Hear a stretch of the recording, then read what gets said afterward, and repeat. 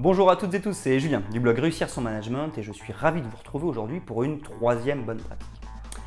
Alors aujourd'hui, je voudrais parler du fait de donner les moyens à nos équipes de réussir. Qu'est-ce que ça veut dire? Ça veut dire que quand on fixe un objectif à un membre de notre équipe ou à l'ensemble de notre équipe, il faut s'assurer qu'ils aient bien tous les moyens. Alors, les premiers moyens, ça va être des moyens matériels ou des moyens financiers. C'est-à-dire, est-ce qu'ils ont bien les bons outils? Est-ce qu'ils ont bien le bon budget pour atteindre l'objectif? Le deuxième point, ça va être de leur donner tout le sens de l'objectif. C'est-à-dire pourquoi est-ce qu'on leur fixe cet objectif-là? Et aussi les moyens, j'ai envie de dire en termes de compétences, c'est-à-dire les former suffisamment pour qu'ils atteignent l'objectif.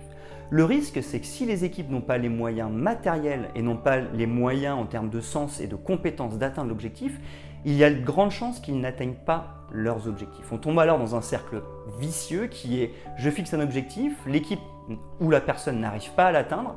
Dans ce cas-là, on est plutôt sur du feedback négatif. Malheureusement, ça va les démotiver et donc on aura du mal pour les prochains objectifs à les atteindre.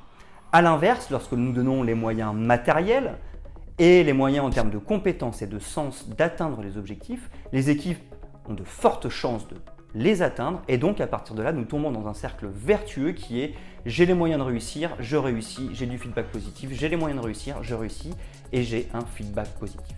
Alors les moyens matériels, quels sont-ils? Ça peut être tout simplement le bon ordinateur, un stylo, le bon matériel, le bon tournevis, par exemple si on est ouvrier.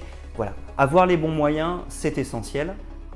En termes de compétences, c'est pareil. Si je dois atteindre un objectif mais que je n'ai pas la compétence pour le faire, il y a peu de chances que j'y arrive. Et le sens qui est primordial, c'est pourquoi est-ce que je dois faire ça? C'est essentiel pour motiver nos équipes.